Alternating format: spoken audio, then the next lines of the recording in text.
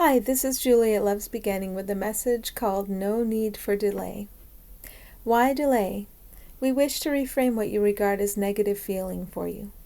Every single negative feeling you have ever experienced is about a struggle to delay.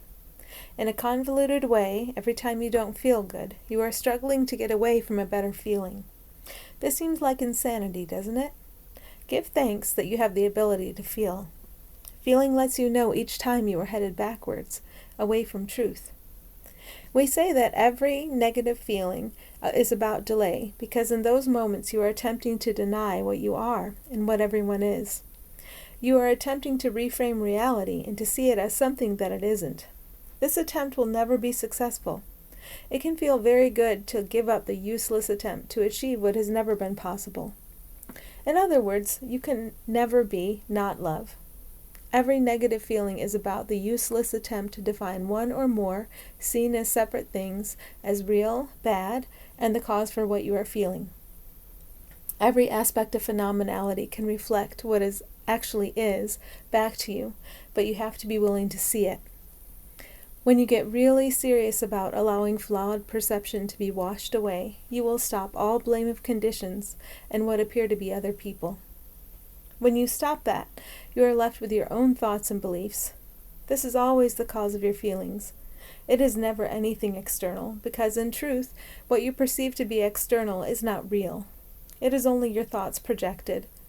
You often believe that this projection is more powerful than you are, but it can only ever be an effect of your thoughts and beliefs. It can never be anything other than that. In this house of mirrors, any painful feeling you experience is directly related to a wish to delay your return to full awareness of what you are. Why would you delay your return to abiding joy? You would only delay out of confusion because you believe safety is elsewhere.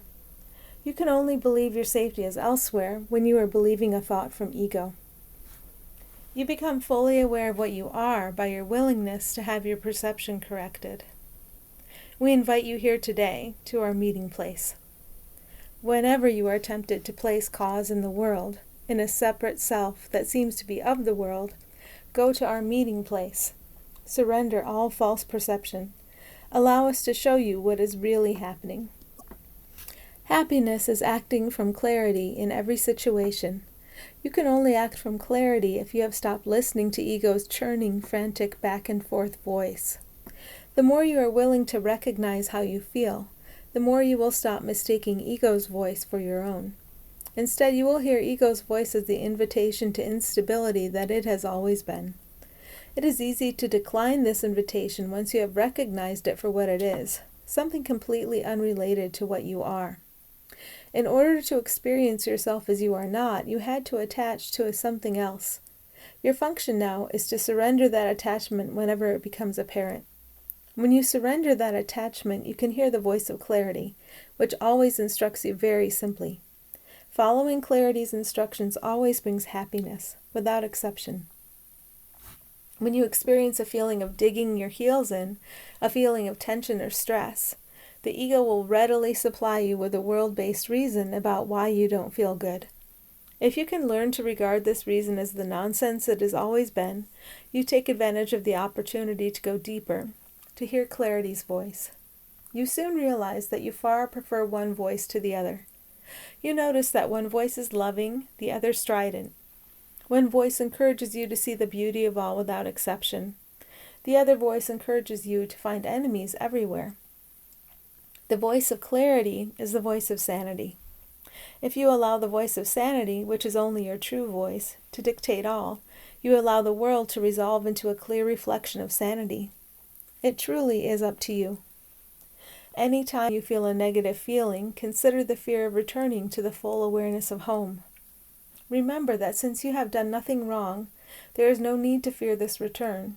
There is every reason to celebrate this return as you celebrate the true nature of all your fellow beings. Find your willingness to return home. Focus there. Find your willingness to allow everything that doesn't serve this return to flow out of your awareness. The only reason you would be afraid to go home is that you think you are in trouble. Underneath any perception of wrongdoing in the world is the perception that you have done wrong in building an illusory world of suffering. You have not done wrong because you have done nothing at all.